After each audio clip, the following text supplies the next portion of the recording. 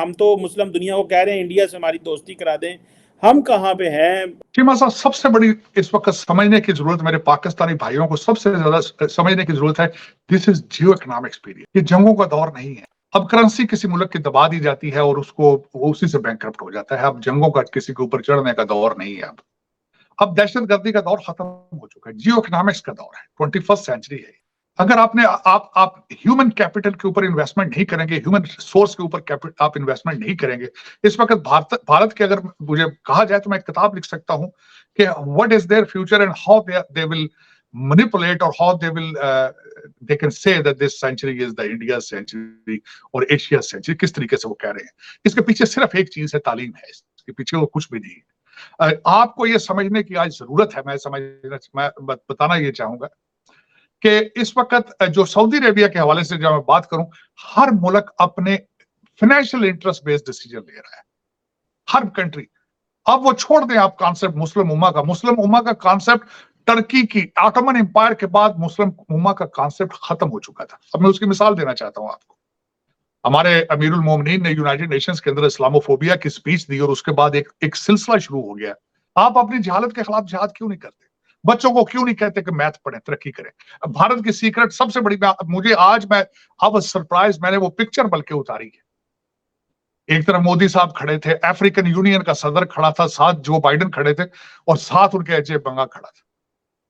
अजय बंगा world bank का जो chairman, क्यों खड़ा था? वहां इंडियन इंस्टीट्यूट ऑफ टेक्नोलॉजी ने उसको वर्ल्ड बैंक तक ले गया। मेरे पाकिस्तानी ये क्यों नहीं सीखने की कोशिश करते कि तालीम की वजह से आज एक बंदा जो सर पे पगड़ी पहनता है, जो सिख है, जो एक इंडिया की माइनॉरिटी में से अंदर माइनॉरिटी है, वो आज स्टेज पे खड़ा है। किस वजह से? तालीम की वजह से खड़ा। तो मेरे बच्चे क्यों नहीं सीखते? 25 करोड़ लोग ये अपने लीडरों को डिनाई क्यों नहीं करते? जिनके अपने बच्चे लंदन में पढ़ रहे हैं, इनके खिलाफ रिबेलियन क्यों नहीं होते? ये इनसे पूछते क्यों नहीं है कि अगर हमारे साथ खड़ा होना है तो अपने बच्चों को साथ लेके खड़े हो? ये बात क्यों नहीं करते? आज क्या वजह है? मेरे मुल्क के, मेरी मादर मिलत के 25 करोड़ लोग आज गूंगे और बहरे क्यों हो चुके हैं? इनके किस्मतों के फैसले करने वालों के सबके बच्चे लंदन में हैं और इनको कहा जाता है कि तो ये सियासत नहीं है, जिहाद है। तो ये उनकी बात क्यों नहीं कहते कि नहीं, हमें ये तुम्हारा फेक जिहाद नहीं चाहिए, हमने तरक्की करनी है, हमने अपने मुल्क को संभालना है? ये क्यों आज अपने मुल्क के खिलाफ हरकतें कर रहे हैं? ये पाकिस्तान बचाने की कोशिश क्यों नहीं करते? इन्हें क्यों नहीं बताया जाता कि अगर पाकिस्तान नहीं तो हम कुछ भी नहीं है? वजह तो ये है, बात समझने की ये है चीमा साहब। आज सबसे बड़ा सीक्रेट भारत की तरक्की का उनका अमेरिकन डायस्पोरा, उनका इंडियन डायस्पोरा, उनकी तालीम, उनकी सक्सेस। मैं आज जो बात मैं करना चाह रहा था, ब्राजील साउथ अमेरिका की सबसे बड़ी इकोनॉमी, सबसे बड़ी, जो डी सिल्वा आज बैठे थे, उनकी 3 बातें मैंने उनके इंटरव्यू में जो दी है भारत में। उन्होंने कहा है कि आज सबसे चीपेस्ट स्पेस ट्रैवलिंग जो भारत ने की है, वहां पे ना अमेरिका जा सका है चांद के उस हिस्से पे, ना उसमें रशिया जा सका है, ना चाइना जा सका है। मेरे बच्चे क्यों नहीं ये सुनते बात? मेरे 25 करोड़ लोग, मेरे दोस्त क्यों अंधे हो चुके हैं कि भारत अपनी चांद के उस हिस्से पे लैंड किया है जहां अमेरिका लैंड नहीं कर सका, रशिया लैंड नहीं कर सका वहां पे। तो अगर इनको मैं कहूं कि आप इंडिया का मॉडल देख लें, कुछ सीख लें, ये मेरे खिलाफ ये बातें शुरू करने, कहते हैं ये राह का एजेंडा है, कहते ये पाकिस्तान बैशिंग करता है।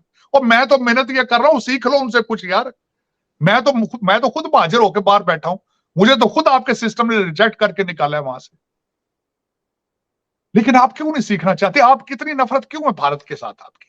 हालांकि आपके सर्वाइवल के लिए जरूरी है कि आप भारत के साथ ट्रेड करें। क्यों नहीं इस चीज पे सोचते? आप दालें ऑस्ट्रेलिया से मंगा रहे हैं, आप दालें आप अमेरिका से मंगा रहे हैं, साथ पड़ोस से क्यों नहीं मंगाते?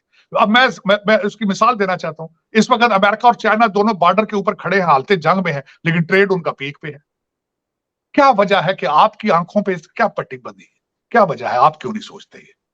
यही एक बात है। लेकिन मैं समझता हूं जब तक आप भारत के साथ, बांग्लादेश के साथ, आप ईरान के साथ, अफगानिस्तान के साथ आप ट्रेड नहीं करेंगे, हालात बेहतर नहीं करेंगे, आप सर्वाइव ही नहीं कर पाएंगे। तरक्की तो बहुत दूर की बात है। बिल्कुल सही कह रहे हैं तार साहब। ये भी बताइएगा, आपने बांग्लादेश का जिक्र किया है, बांग्लादेश के ऊपर अमेरिका काफ़ी सैंक्शंस वगैरह लगाता रहा था। एक और काम हुआ है कि नरेंद्र मोदी ने जो बाइडेन की और हसीना वाजिद की मुलाकात भी करवाई है और कहा यह जाता है कि उस बर्फ पिघलने के बाद जो है बाइडेन साहब जो है हसीना वाजिद और उनकी बेटी के साथ सेल्फियां लेते रहे। तो ये एक तो इंडिया ने ये जो इस तरफ एक्सपेक्ट को डिस्कस कीजिएगा कि इंडिया ने यूएई को बुलाया, इंडिया ने नाइजीरिया को बुलाया, इंडिया ने उसके बाद ओमान को बुलाया, इंडिया ने नेदरलैंड को बुलाया, इंडिया ने मुस्लिम दुनिया पे बड़ा फोकस किया है। और इंडिया की ये जो बांग्लादेश के हवाले से डिप्लोमेसी थी कि उनको अमेरिका के करीब किया है क्योंकि ऑलरेडी चाइना का बड़ा प्रेशर था। तो आप देखते हैं कि इस खित्ते के अंदर तो फिर नरेंद्र मोदी जो है is a mover and shaker कि इफ जिसे वो कहते हैं कि अगर वो बांग्लादेश को अमेरिका की बर्फ पिघला सकते हैं और प्लस इजिप्ट को तारड़ साहब बुलाया और इन ममालिक को सिर्फ बुलाया और बताया कि देखो हम जो है इतने बड़े बड़े लोग हमारे पास आते हैं और अब हम दुनिया में इस तरह देख रहे हैं, हमें दुनिया में इस तरह देखा जाता है। इस एस्पेक्ट डिप्लोमेसी को आप कैसे एनालाइज करेंगे? मैं समझता हूँ चीमा साहब, मैं यहाँ आपको ये भी याद कराना चाहता हूँ कि मोदी साहब बांग्लादेश गए थे तो वहां पे उनको बगैर सूद के कर्जा देकर आए थे और भी इस तरह के रिलेशनशिप। और दूसरा मैं समझता हूँ कि this is a very good approach. उसकी वजह यह है कि they are bordering with Bangladesh. वहां जब हालात खराब होते हैं तो वहां से फ्लक्स ऑफ रेफ्यूजीज आता है। तो it is very good approach कि बांग्लादेश के हालात बेहतर होंगे तो वो भारत के ऊपर प्रेशर कम आएगा। आपने देखा ही होगा जो हालात वहां पे इस वक्त बंगाल के अंदर होते हैं, कलकत्ता के अंदर जिस तरह के हालात हैं। तो इट्स अ गुड अप्रोच मेरे ख्याल में। और जिस तरीके से और दूसरा इसमें चीमा साहब देखा जाए अगर, तो जब आप you have to when you आप एक रीजनल पावर बन के उभर रहे हैं तो you have to have a diplomacy with Nepal and the Burmese and all of them. मैं समझता हूं कि पाकिस्तान की तरफ से भी कोई अच्छा स्टेप लेना चाहिए, अच्छी चीजें आगे सामने आनी चाहिए ताकि भारत के साथ रिलेशनशिप ठीक हो। टाइम आएगा, इसमें कोई शक नहीं है। We are very close to it. We are coming to the point. हम अपने मिसाइल से जब निकलेंगे और we it is mandatory for us to have start a dialogue with Bharat, unconditional dialogue. इसके बगैर गुजारा नहीं है। फ्यूचर में वी कैनॉट मूव। और दूसरा, मेरे कई भारतीय दोस्त भी कहते हैं नहीं हमें पाकिस्तान के साथ रिलेशनशिप की जरूरत नहीं है। नहीं, it you need it at the same time. अगर आपने तरक्की करनी है तो साथ पाकिस्तान के साथ रिलेशनशिप बेहतर करना आपकी भी मजबूरी है, जरूरत है आपकी। आप आगे नहीं जा सकेंगे पड़ोस के अंदर हालात खराब होंगे। तो ये it's very important. It's fundamentals of the growth, fundamentals of economics. तो मैं समझता हूं कि इस वक्त Pakistan is on the right track. अगर देखा जाए चीमा साहब, इस वक्त हमारे आर्मी चीफ जो पाकिस्तान में है इस वक्त, he is very determined, he is very dedicated. मैं समझता हूं कि Pakistan will have a bright future in the coming days. लेकिन भारत के हवाले से मैं ये कहूंगा चीमा साहब कि भारत ने आज जिस पॉइंट में पहुंचा एक दिन में नहीं पहुंचा। इसके पीछे एक पूरी कैंपेन चली है और कई सालों की चली है। मैं समझता हूं कि इस वक्त अगर देखा जाए, और मैं आज मोदी साहब के बाद जो मैं मोदी साहब को कंपेयर कर रहा था तो कई लोगों के साथ और दूसरे इंटरनेशनल लीडर्स के साथ कंपेयर कर रहा था। मोदी साहब is working on his legacy right now कि किस किस्म की लेगेसी छोड़ कर जाएंगे।